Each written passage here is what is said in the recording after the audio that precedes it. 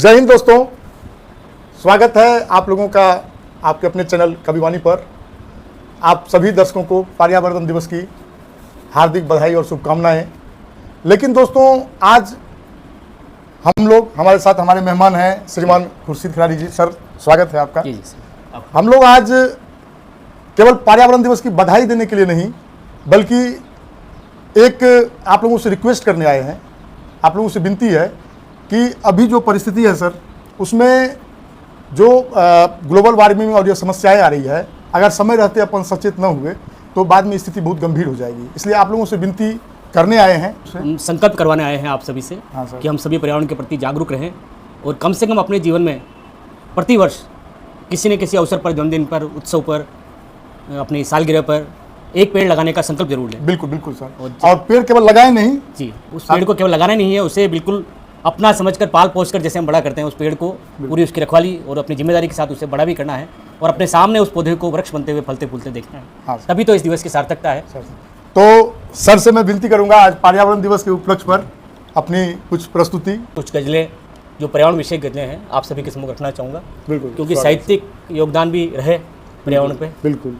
और गज़ल विधा में, जैसा पिछले एपिसोड में ऋषिकेश जी से चर्चा हुई थी कि केवल आशिकी, दिल, मोहब्बत, दर्द यही नहीं होता है, उसमें सामाजिक चेतना भी शामिल है। तो इसी एक कड़ी में आज पर्यावरण की चेतना जगाने के लिए कुछ गजलें लेकर मैं हाजिर हूँ। स्वागत है सर। एक मतला और एक शेर के साथ शुरुआत करना चाहूँगा। बिल्कुल सर, स्वागत है। मंजर देखिएगा आप कि काट कर पेड़ थक गया होगा, काट कर पेड़ थक गया होगा, काट कर पेड़ थक गया होगा, अब वो साये को ढूंढता होगा। काट कर पेड़ थक गया होगा, अब वो साये को ढूंढता होगा। और आज भी घोंसले हैं छज्जों पर। आपने देखा होगा महानगरों में जो पानी की टंकियां है, बंगले है, और बालकनी में सब जगह लोग, पक्षी आते हैं, छज्जे बना लेते हैं, अपने घोंसलों बना लेते हैं अपने। तो उस मंजर को देखिएगा कि आज भी घोंसले हैं छज्जों पर, पेड़ थे जब नगर बसा होगा। जब नगर बसा होगा तब यहाँ कोई ना कोई बन रहा होगा। कि काट कर पेड़ थक गया होगा, अब वो साये को ढूंढता होगा। आज भी घोंसले हैं छज्जों पर, पेड़ थे जब नगर बसा होगा। तो अपनी पहली गजल पर्यावरण चेतना की, उसी की छाँव में बैठे उसी को काटते हो, उसी की छाँव में बैठे उसी को काटते हो, नहीं एक पेड़ को तुम जिंदगी को काटते हो। उसी की छाँव में बैठे उसी को काटते हो, नहीं एक पेड़ को तुम जिंदगी को काटते हो।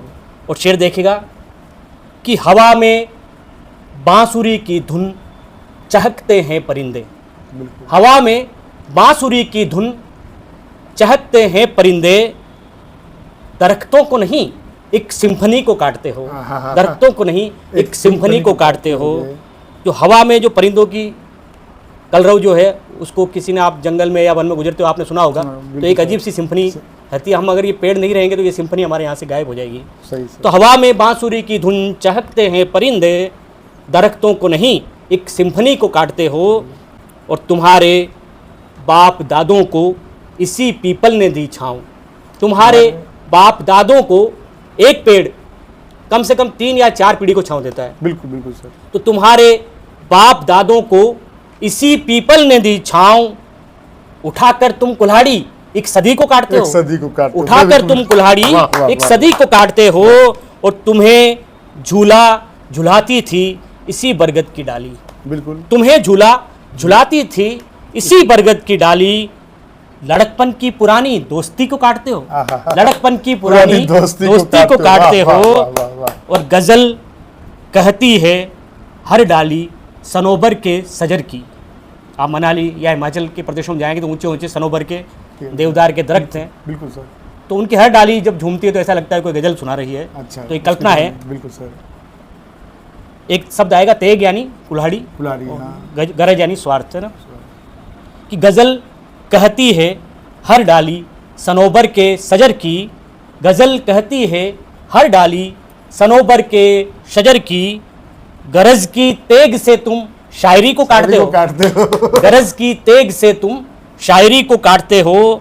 और है सचमुच एक दवा खाना घनेरे नीम का पेड़, है सचमुच एक दवाखाना घनेरे नीम का पेड़, बिल्कुल बड़े बेअक्ल हो चारागरी को काटते हो। इतना बड़ा घर का वेद तुम्हें कहाँ मिलेगा बिल्कुल, कि बड़े बेअक्ल हो चारागरी को काटते हो, और युगों से आप भी खुर्शीद जी दिल को जलाकर, युगों से आप भी खुर्शीद जी दिल को जलाकर उजाला बांटते हो, तीरगी को काटते हो। तीरगी यानी अंधेरा है, अंधेरा। उजाला बांटते हो, तीरगी को काटते हो। वाह, वाह, वाह। शुक्रिया, लाजवाब सर। शुक्रिया। एक गजल देखिएगा अगली। हाँ मतलब है कि हमारे ये वो समय था जब कोरोना काल में बिल्कुल सबको लग रहा है कि जीवन का क्या होगा, हाँ तब एक आशा थी। ये उसी समय की गजल है हाँ। कि हमें एक आशा थी कि कुछ नहीं होगा, इससे बड़े भी संकट मानवता पे आए हैं, बिल्कुल, लेकिन हमारी रक्षा हमारी कुदरत ने, हमारी प्रकृति ने की की है। है बिल्कुल हमेशा। तो देखिएगा कि हमारे नीम पीपल ही हमें जिंदा रखेंगे, हमारे नीम पीपल ही हमें जिंदा रखेंगे, और सुकर्मों के जमा फल ही हमें जिंदा रखेंगे। बिल्कुल, बिल्कुल। हमारे नीम पीपल ही हमें जिंदा रखेंगे, सुकर्मों के जमा फल ही हमें जिंदा रखेंगे। और बहुत ही अर्थपूर्ण शेर है, आपके दर्शकों तक पहुँचते बिल्कुल सर। कि नगर में एक बूढ़ा कह रहा था हर किसी से, नगर में एक बूढ़ा कह रहा था हर किसी से, न काटो इन्हें जंगल ही हमें जिंदा रखेंगे, न काटो इन्हें जंगल ही हमें जिंदा रखेंगे। और गमों की धूप झुलसाने लगेगी जब हृदय को, बिल्कुल बिल्कुल। गमों की धूप झुलसाने लगेगी जब हृदय को, तेरी यादों के बादल ही हमें जिंदा रखेंगे, तेरी यादों के बादल ही हमें जिंदा रखेंगे। और कोई वैक्सीन आए न आए काम, लेकिन कोई वैक्सीन आए न आए काम, लेकिन कोई वैक्सीन आए या न आए काम, लेकिन ये पावन तुलसी के दल ही हमें जिंदा रखेंगे, ये पावन तुलसी के दल ही हमें जिंदा रखेंगे। और एक शेर देखिएगा कि न लूटो मुफ्त में मिलती दया की रोटियों को, न लूटो मुफ्त में मिलती दया की रोटियों को, सुनो मेहनत के चावल ही हमें जिंदा रखेंगे, सुनो मेहनत के चावल ही हमें जिंदा रखेंगे। और मक्ता देखिएगा कि हंसी खुर्शीद जैसों की उड़ाओ लाख, लेकिन हंसी खुर्शीद जैसों की उड़ाओ लाख, लेकिन समझदारों ये पागल ही हमें जिंदा रखेंगे, समझदारों ये पागल ही हमें जिंदा रखेंगे।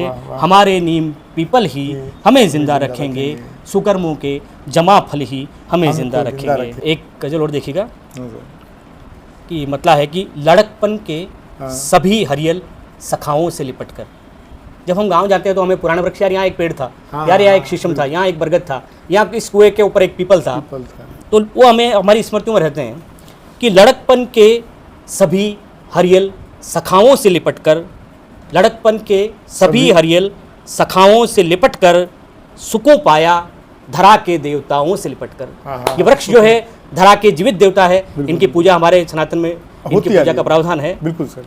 कि लड़कपन के सभी हरियल सखाओं से लिपट कर, सुको पाया धरा के देवताओं से लिपट कर, और नगर की भीड़ में दादा नहीं लगता मेरा मन, नगर की भीड़ में दादा नहीं लगता मेरा मन, बहुत रोया मैं बरगद की जटाओं से लिपट कर, बहुत रोया मैं बरगद की जटाओं से लिपट कर। बरगद से जो दादा का रिश्ता है कि नगर की भीड़ में दादा नहीं लगता मेरा मन, बहुत रोया मैं बरगद की जटाओं से लिपट कर।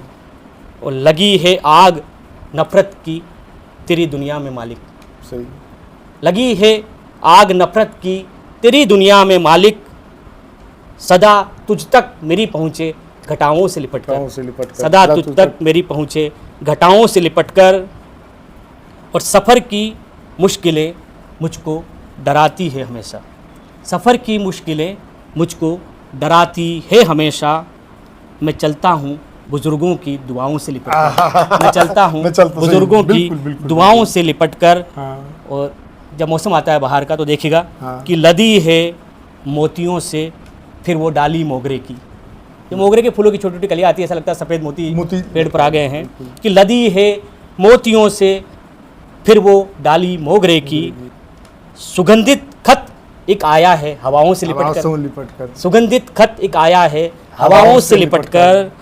और देखिएगा हम ग्रीष्म ऋतु में हम कहते हैं कि हमें वृक्षों के ऊपर पक्षियों के लिए परिंदे रखने चाहिए ताकि वो पानी पी सके, हाँ। बेजुबान पक्षी। तो उसी दृश्य को मैंने खींचा है मंजर हाँ, कि डुबो कर चोंच एक बुलबुल परिंदे पर बैठी है।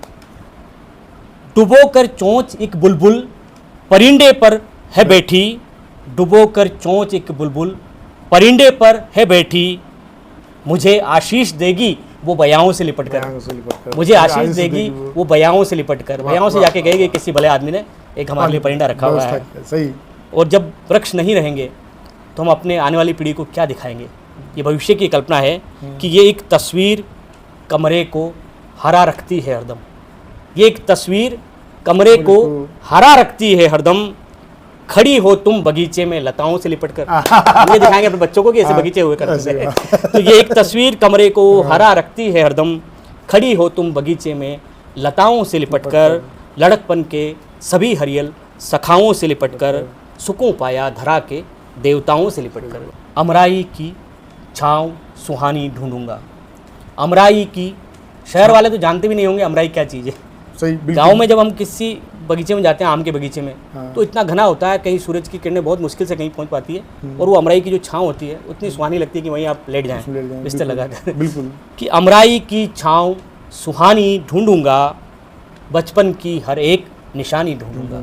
अमराई की छाँव सुहानी ढूंढूंगा, बचपन की हर एक निशानी ढूंढूंगा, और जिसके कांधों पर खेला करते थे हम, जिसके कांधों पर खेला करते थे हम, उस बरगद की डाल पुरानी ढूंढूंगा, उस बरगद की डाल पुरानी ढूंढूंगा, और सावन भरकर आँखों के इन मेघों में, सावन भरकर आँखों के इन मेघों में, सूखे तालाबों में पानी ढूंढूंगा, सूखे तालाबों में पानी ढूंढूंगा। कि गांव में हम जाते थे यार, यहाँ तो कोई तालाब था, पता अतिक्रमण हो गया, लोगों ने खेत बना लिया, तो हम उस सूखे तालाबों में पानी, हमारी आंखों में आंसू आ जाएंगे कि सावन भरकर आंखों के इन मेघों में, सूखे तालाबों में पानी ढूंढूंगा, और डाल पके अमरूदों की मीठी खुशबू, डाल पके अमरूदों की मीठी खुशबू, और तोता खाई केरी कानी ढूंढूंगा, तोता खाई केरी कानी ढूंढूंगा। जब केरी मीठी हो जाती है उसको तोते खा के थोड़ा सा कानी कर देते, तो कहा कि केरी मीठी है, हम उसी को अमराई से ढूंढ के खाते थे। कि डाल पके अमरूदों की मीठी खुशबू, और तोता खाई केरी कानी ढूंढूंगा, और चेहरों के जंगल में हर चेहरा छूकर, चेहरों के जंगल में हर चेहरा छूकर, कुछ शक्लें जानी पहचानी ढूंढूंगा, कुछ शक्लें जानी पहचानी ढूंढूंगा, और भावों की बंजर धरती को सरसा कर, भावों की बंजर धरती को सरसा कर, फिर गजलों की फसलें धानी ढूंढूंगा, फिर गजलों की फसलें धानी ढूंढूंगा, और चांद अगर तेरी बस्ती में आया मैं, चांद अगर तेरी बस्ती में आया मैं, चरखे वाली बुढ़िया नानी ढूंढूंगा, चरखे वाली बुढ़िया नानी ढूंढूंगा, और ऊब गया हूँ मोटे मोटे पोथों से, ऊब गया हूँ मोटे मोटे पोथों से, परियों वाली एक कहानी ढूंढूंगा, परियों वाली एक कहानी ढूंढूंगा, अमराई की छाँव सुहानी ढूंढूंगा, बचपन की हर एक निशानी ढूंढूंगा। और एक अंतिम गजल, बिल्कुल बचपन पे ले जा रहे हैं हम लोग। शुक्रिया। एक अंतिम गजल जो हमारे यहाँ अभी जून के महीने में तापमान चल रहा है जोधपुर का, तो उस गर्मी से भी हम थोड़ा रूबरू हो जाएं। बिल्कुल सर। और इस गर्मी से हम रूबरू होंगे तब हमें पता लगेगा कि पर्यावरण की कितनी महत्ता है। और पर्यावरण का मतलब पेड़ ही नहीं, पर्यावरण का मतलब जंगल, और जो जंगली वनस्पतियाँ, जंगली वन्य जीव, वन्य फल, और जो हमारी वन्य संस्कृति है, जिससे हमें बहुत कुछ, अरण्य संस्कृति से हम कहते हैं, उस अरण्य संस्कृति की ओर लौटना होगा हमें। हमारा एक आश्रम भी है कि हम गृहस्थ के बाद, संन्यास के बाद फिर वानप्रस्थ। तो जब वन ही नहीं रहेंगे तो हमारा चौथा आश्रम का क्या होगा? तो हम अपना चौथा आश्रम खो देंगे। इसलिए हमें अपने चौथे आश्रम के लिए वनों को बचाना जरूरी है। तो देखिएगा कि जाल गर्मी का बिछाया धूप ने, जाल गर्मी का बिछाया धूप ने, जानलेवा जुल्म ढाया धूप ने, जाल गर्मी का बिछाया धूप ने, जानलेवा जुल्म ढाया धूप ने, लोग छाया को तरसते हैं यहाँ। बिल्कुल आप जाके देखिए, बिल्कुल आप ओशिया से आगे जाइए, रेगिस्तान की तरफ, कनौट माता जी की तरफ जाइए, तो आप पूरा जैसलमेर में मरुथल पूरा पेड़, एक पेड़ नहीं दिखेगा आपको। कि लोग छाया को तरसते हैं यहाँ, लोग छाया को तरसते हैं यहाँ, मोल पेड़ों का बताया धूप ने, मोल पेड़ों का बताया धूप ने। और पेरहन, पेरहन एक होता है शब्द वस्त्र, परिधान जो हम पहनते हैं। हाँ सर। पेरहन शोलों का पहने हैं हवा, पैरहन शोलों का पहने हैं हवा, सारी धरती को जलाया धूप ने, सारी हाँ, धरती को जलाया धूप ने, और जंगलों को काटने की है सजा, जंगलों को काटने की है सजा, पीठ पर चाबुक चलाया धूप ने, पीठ पर चाबुक चलाया धूप ने, और बाग में घर में कहीं राहत नहीं, बाग में घर में कहीं राहत नहीं, हर तरफ तांडव मचाया धूप ने, हर तरफ तांडव मचाया धूप ने।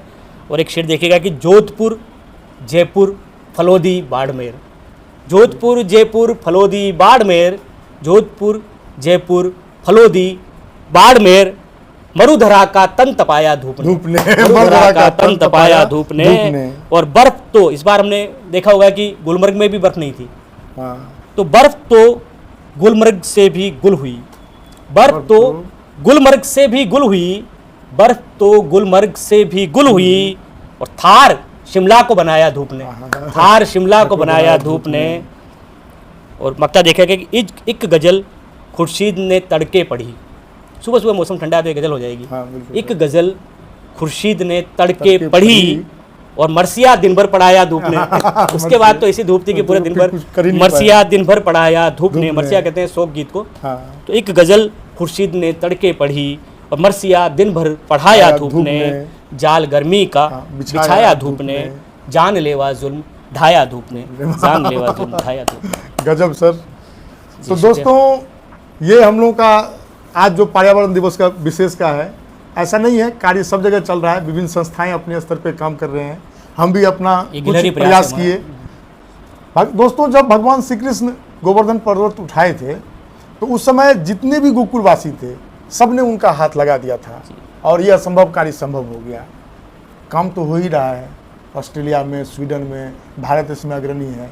तो हम लोगों का सिर्फ एक निवेदन है आप लोगों से, जो पेड़ लगाने का जो हम लोग आज संकल्प कर रहे हैं, कृपया इसको स्वीकार करें, लगा दें आप लोग भी हाथ गोकुलवासियों की तरफ।